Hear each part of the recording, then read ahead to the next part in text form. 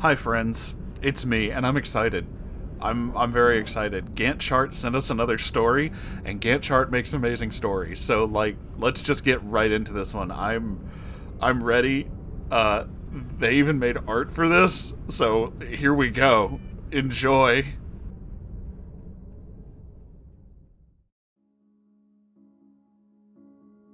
Redditor Park, Prologue. Hello, Moonhorse. Hi. And the rest of the Moon Cult. Since my stories have been well received, I thought I'd write another fan fiction for this subreddit. It's going to be broken down into parts, and the general idea of this story is a lot like Sonichu Club, that being a movie parody fan fiction. I like those, those are good. Please enjoy, and remember, don't feed any of our attractions on the tour.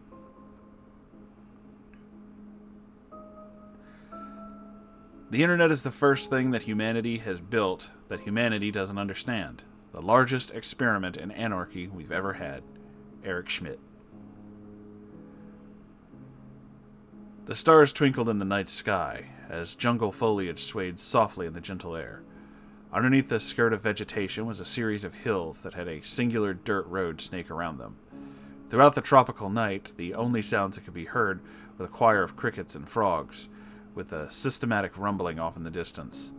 The palm leaves swished off in the distance, their movements disturbed by some entity. Two lights shone through the jungle, moving left and right with great dexterity as the rumbling grew louder and louder. Soon the entity revealed itself, a Jeep Wrangler with a single occupant driving across the narrow dirt road.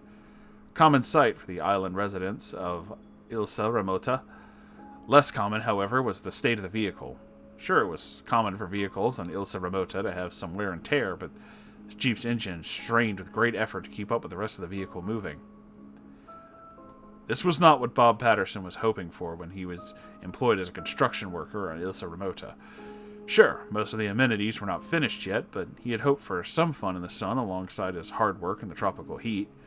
He had hoped to spend some free time in the tropical getaway, not for him to constantly work overtime to meet strenuous deadlines. Hell, he hoped for a Jeep that had working AC, not this clunker. Sweat dripped from his fatigued face, a face yearning to stuff itself full of ice-cold beer. The Jeep traveled over each hill on the road, rumbling growing louder and louder each time the Jeep crested. Soon bangs and pops could be heard from coming under the hood, until finally the interior of the Jeep filled with smoke.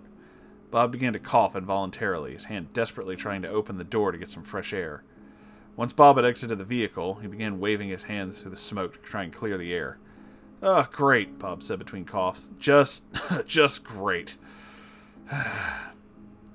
He went to the back of the Jeep and pulled out a flashlight from his toolbox. He popped open the hood and began looking for anything that could be a source of the problem. Belt's fine. Vehicle's appropriate amount of coolant. Hose looks okay. At least as much as it does to that other hose. This was pointless, Bob thought. He's a construction worker, not a mechanic. He builds buildings. He wouldn't even know where to begin with all of this. Maybe this is salvageable. Maybe I can drive to the village. It can't be far from here. All I have to do is roll down the windows. I'll take it easy with the gas. Suddenly there was a loud bang, and soon the entire engine was dead. Or not. Bob sighed and proceeded to consider his options. It was going to take a while, but he had no other choice. He went to the rear of the Jeep and pulled out a radio. As he did, he heard a strange rustling from the ferns behind him. He swung his body a whole 180 degrees as fast as he could, but whatever it was had vanished. He crept in the patches of ferns slowly, noticing a strange orange dust on them. He touched his hand to the dust and observed it carefully. "Doritos?" he questioned. Why is there Dorito dust on the ferns? Bob angled the flashlight downwards, noticing a set of footprints in the dirt. Footprints made by a set of sandals. Was he not out here alone? "Hello?" he called out. He heard nothing. "Look, whoever's out there, can you help me? My Jeep broke down and I could use a lift." No response. "Hello?" This is pointless, he thought. Whoever it was, they're most likely gone, and they didn't have a Jeep themselves. From that, Bob headed back to the Jeep and decided to call it in. Radio buzzed to life, and Bob tuned the device to the proper channel. "Boris," he called on the radio. "It's Bob, listen. Jeep broke down and I need a ride back to... Look, the engine died and I can't...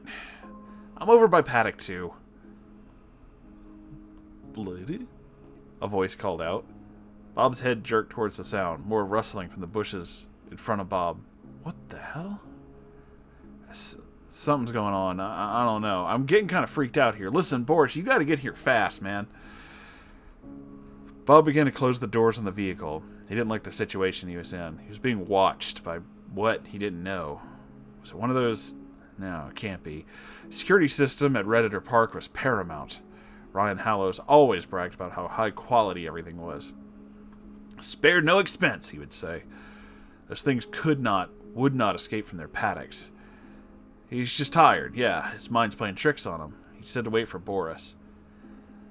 And so Bob waited inside of the Jeep Wrangler for 15 minutes. The jungle ambiance playing a lovely chorus for his ears. Gentle sway of the breeze. It was enough for Bob to almost forget his previous fears. In fact, he could see two bright lights in front of him on the road. Headlights? That was fast. However, there was something strange about those lights. They grew in size. They didn't seem to shine as bright as Jeep headlights. Not only that, but there was no sound of an engine. In fact, the only thing he could hear was the same jungle ambiance and footsteps. Fast ones. Lights moved up and down, and soon the footsteps grew louder and louder. Bob could tell that it was a figure running straight towards the Jeep. Suddenly, the figure slammed into the hood of the Jeep with such velocity that Bob slammed his head into the headrest and then slunk over forwards. Without any warning, the glass in his driver's side door shattered, and soon arms were grabbing onto him. Bob flung his arms away, trying to escape the clutching hands, but they were too strong, and the beast's nails dug straight into his skin, causing him to bleed. Bob was screaming at this point, swatting at fists and the unknown entity, but the more he tried, the more they tried to pull his body out of the seat. The beast shrieked, loud enough to pierce Bob's eardrums. Soon he was pulled free from the seatbelt. His body was quickly pulled through the driver's side window. He was slammed directly onto the jungle road. Without hesitation, he tried to get up and run, but this thing pushed him down on the ground with its enormous foot. Bob squirmed, but whatever this thing was, it was too strong for him. He was face to face with this creature as it proceeded to scream an ungodly cry. Chad! To be continued.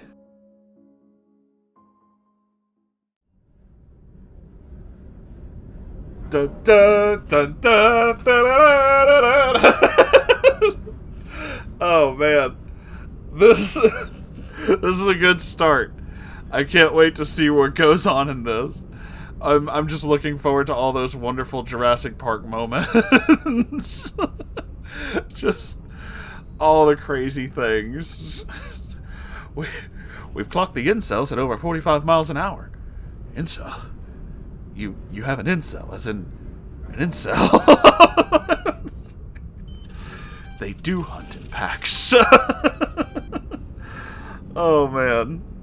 I look forward to this not just because it's going to be a wonderful parody of one of my favorite movies, but also because I know if you're doing this like I think you are, I know that there's going to come moments where I get to do my my terrible Jeff Goldblum impression, which honestly I'm excited about, so we can talk about dinosaurs.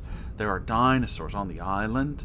Yeah, you just, you have to watch out for the dinosaurs. Oh man. Did I ever mention how much I love these? It's a magical moment, and I'm excited for the next couple of parts. I do hope that you're going to do more, and Gantt chart, you always do have such a wonderful way with these stories. So, with that all being said, and this is just the beginning, kids. So, make sure that you like, comment, subscribe, and really, show your love. I'm excited for this. If you would please, check out my Ko-Fi. It's like Patreon, but cooler. And also, I have a merch store, which is like other merch stores, except mine's better. Prove me wrong. I have a subreddit, which you should already know, because that's where this story came from. And you can put your own stories there, or artwork, or picture of your dog. I don't know, anything. My subreddit's like a giant refrigerator. I put all your wonderful things on there. Because you guys are my favorite. It's true. I love you all so very, very much, and I hope to see you all in the next video. Be safe out there, kids. Watch out for the Re-Rex. I'm sorry I had to. Goodbye, everybody.